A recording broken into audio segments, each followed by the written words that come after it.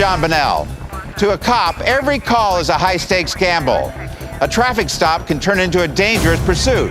A family fight can explode violently.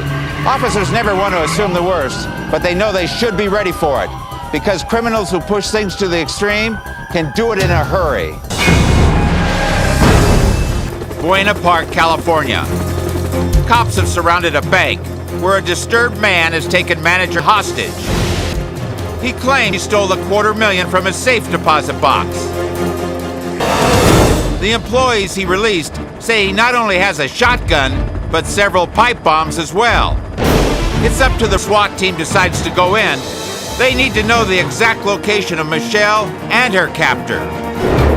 Having spotted the man inside, along with his arsenal, he's not messing around. And when police move in, he proves it. When the rescuers reach the door, the suspect immediately starts shooting. One SWAT officer stands his ground, returning fire. While he's hustled away, the rest of the team charges inside to disarm the lunatic. Michelle is unharmed, but the gunman has been badly injured. There he is. He's on that stretcher. You can see the medics on hand. And when those injuries heal, he faces 5 life sentences, plus 40 years for bomb making, extortion, kidnapping, and attempted murder. Police have incredible resources for dealing with hostile situations, but so often, it still comes down to cops putting themselves in the crosshairs in a battle of last man standing.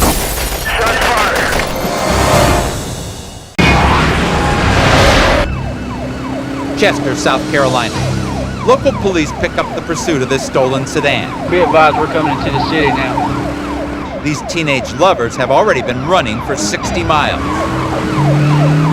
These rebels without a clue have knocked over guardrails and hit a church bus during this joyride gone bad. Now they're terrorizing Chester, racing through residential areas. Turn left on foot.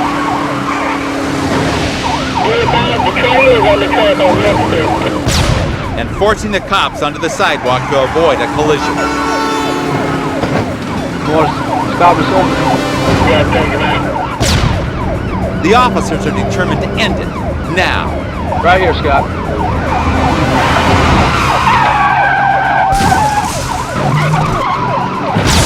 The lead unit races ahead and takes a heavy shot from the reckless teens. Sandwiches the suspects. Unbelievably, these young thieves keep going. The teens think they've taken the best that the cops can dish out. Not even close. Like a linebacker hitting a running back, the officer powers the car off the road. Within seconds, officers have the 17-year-old driver and his 16-year-old girlfriend in custody. This Romeo and Juliet turned into Bonnie and Clyde when they ran from the police. Let's see how long their love lasts when she's visiting him in prison. A cop will use whatever he's got. Can be experience, can be intuition, anything in his bag of tricks to help him determine whether a suspect's going to be a threat. Manning, South Carolina. Turn them cameras on, boy. Dash cams capture a high-speed chase.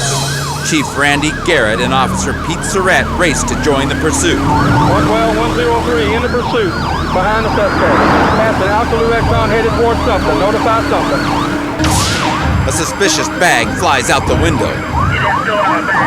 Go back and get that bag. Bag's got dope in it. But undercover officers are about to discover something even worse. Running the plate, officers discover the driver is a convicted child molester. Then Chief Garrett makes a more ominous observation. Another passenger. There's 2 subjects in this car. 2 subjects, one lying down.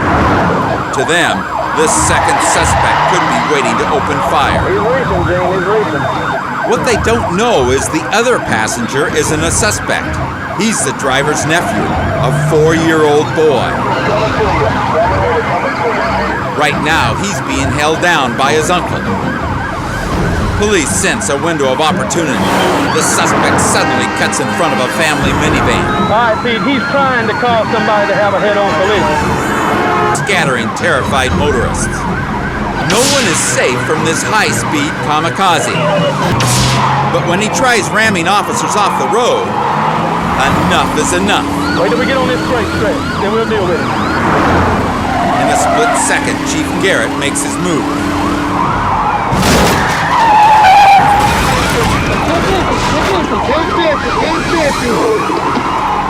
The suspect loses control, tumbling end over end.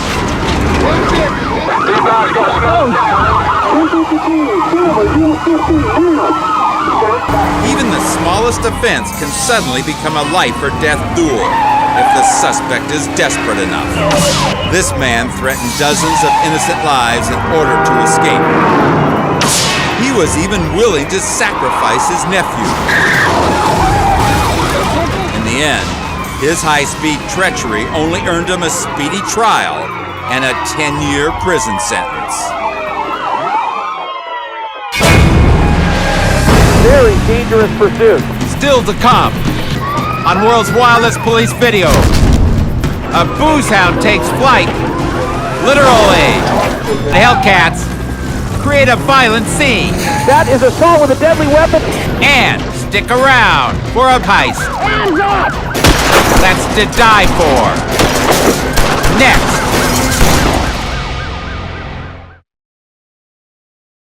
Due to the graphic nature of this program, viewer discretion is advised. Some teenagers still don't get it. They continue to joyride, they continue to run from the law. But the end result can be a life cut short by prison, or worse. Columbia, South Carolina. Police follow a young speeder they know all too well.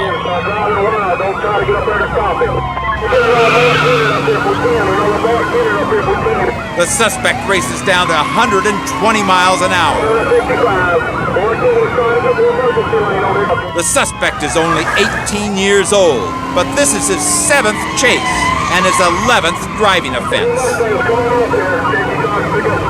This time, the suspect has 2 teenage girls with him. It's a tragedy in the making. In a wild attempt to lose the officers, the suspect fakes an exit, then dodges back onto the freeway. The officers aren't fooled. The boy tries it again.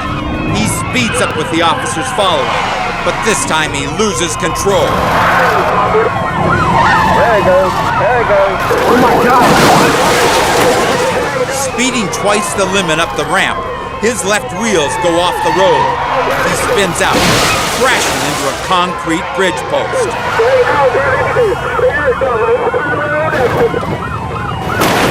The car becomes a twisted mass of smoking metal. It's hardly recognizable as a car at all. One of his passengers suffers critical injuries. The other does not survive the terrible crash. But the suspect lives. The judge made sure this repeat offender will never drive again. The 18-year-old man is currently serving a prison sentence of 60 years for endangering the lives of others and murder. Santa Fe, New Mexico. Pursuit of a speeding drunk driver. Still pursuit westbound I-10. Suspect going for traffic. He swerves wildly around other cars to keep the officer at bay, then rockets ahead at 100 miles per hour. A dangerous speed, especially when making a hasty exit.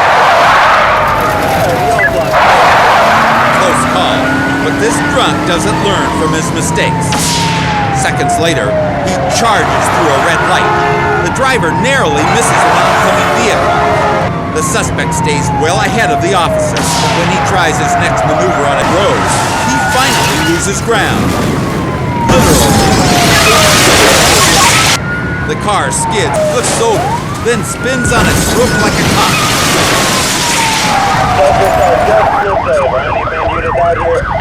The suspect is lucky to survive this wild chase. Swerving, turning, and dodging turned his whole life upside down.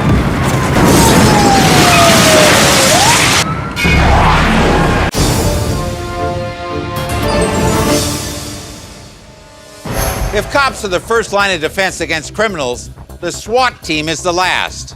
This tactical unit takes on kidnappers, armed robbers, even domestic terrorists. Believe me, any incident that needs these guys is extremely dangerous. Sacramento, California. Police are called when shots are fired inside a busy store. Gang members are holding frightened hostages at gunpoint. Inside, the heavily armed gunmen are demanding $4 million and safe transportation to their home country of Thailand. And the terrorists warn that they will begin shooting hostages if their demands are not met. Mostly the threats were just to kill us, actually. And initially they were very reasonable. But about 6 o'clock, as deadline after deadline passed. The SWAT team knows that the gunmen are just minutes away from executing the hostages. A police sniper fires, but misses the hooded gunman. A flash grenade explodes and a hostage escapes. A gunfight erupts with the 4 gang members. The crisis is finally over. 3 of the 4 gang members are dead. In a SWAT situation, sometimes you don't have any alternative. The person will put you in a position where you have to use deadly force. I haven't spoken with anyone in my business that really wants to use deadly force, but it's an alternative and the last alternative that you have to save your life or someone else's life. When mayhem breaks out, cops will play any role to stop it, from law enforcers to sacrificial heroes, keeping the streets a safe place for citizens and a lousy place for crooks.